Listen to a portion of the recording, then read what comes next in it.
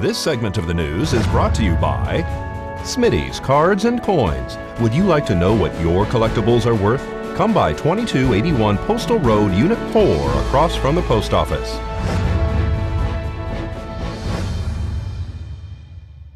Valley Communications Association Representative Ken Johnson spoke to News 46 about some new expanded services being offered to residents. The way telephone is offered traditionally is on 2 copper wires that go from your house all the way to the phone company. The phone you use at your house is typically very dumb. It's just got a microphone and a speaker in it, and the dialing mechanism and the ringer. But what happens is once your signal gets to the phone company at the other end, they turn it into a digital bit stream, put it onto fiber optic cables, and that's what goes out on the long distance network across the country. And at the last phone that it's going to ring, it gets turned back into what we call analog to ring that phone. What voice over IP does is says, okay, though the voice is already packetized anyway, the only place it's not is between the phone company and your house. So what we do is use your broadband pipe, which is a big packet network, and we put a DTA, a digital terminal adapter, in your house, which extends the smarts from the phone company into your house.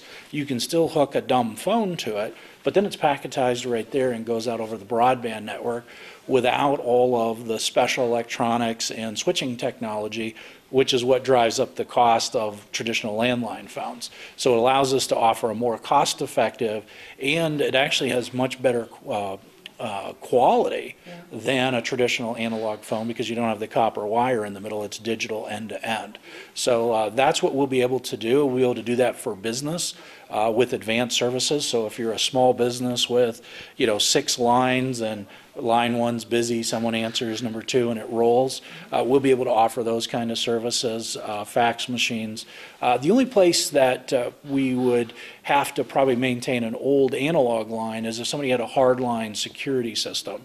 Sometimes we'll leave that copper line in, one of them, and then we can move all the voice traffic to the VoIP. It allows the business to save money and have a better product. What's the chances of interruptions in that? Because a lot of people keep their landlines because they're worried about cell service or things like that. It's dependent on the internet provider? If you think about it, the phone company only has 1 copper from their office to you, and if that gets cut or pulled off a pole, you're out of service till they fix it. So once we put the fiber optics in, again, we will have that on our own private network, not over the air and not over the internet. It's in our private data cloud, and that's how we'll deliver that to the individual business or member. So the reliability is real high. The one thing that an old traditional line, at least in a residential area, would be that the phone will stay on when the power goes out. So the way to remedy that is just to get a small UPS like at Best Buy that would give you like an hour of battery backup, and then your VoIP phone would stay up during the power outage and be usable. Martin Luther King Jr.'s All People's Breakfast will not be held this year at the Prump Nugget Monday morning. There will be an All People's musical celebration at the Prump Nugget Sunday afternoon at 3:30. Tickets are $10 to attend, and you can buy them at the door. Dolores Joyner told News 46 that they weren't able to get the event off the ground for the breakfast because of health issues and deaths within the organization. They will return with the regular breakfast next year, which benefits a scholarship fund for high school students. This Sunday, they will have a 90-minute program with local entertainers from here and Las Vegas. Call Dolores Joyner if you have any questions at 404-432-3709. That's 404-432-3709. Here's Darby O'Donnell with today's Save a Pet. Hi, I'm Darby here at Symphony Animal Foundation, and today we are joined with Baba. Baba is a bull terrier. He's 8 years old. He has a little bit of a hearing issue, but that's okay because he's wonderful and he's playful and he gets along with other animals.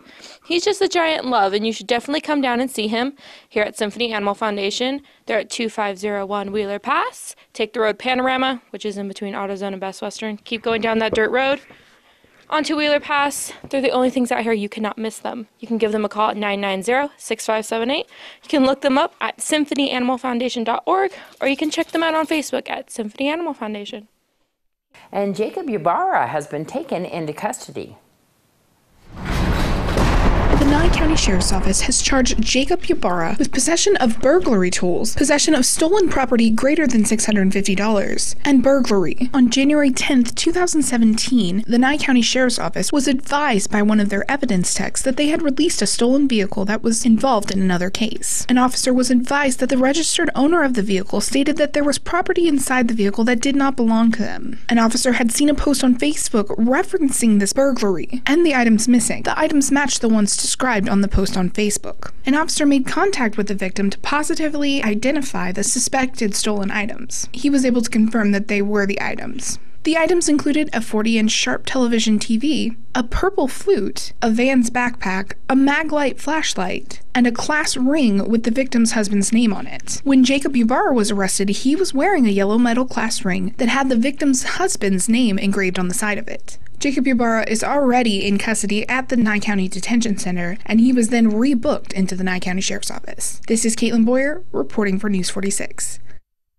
And the Pahrump Senior Center van was in a minor collision on the highway this afternoon.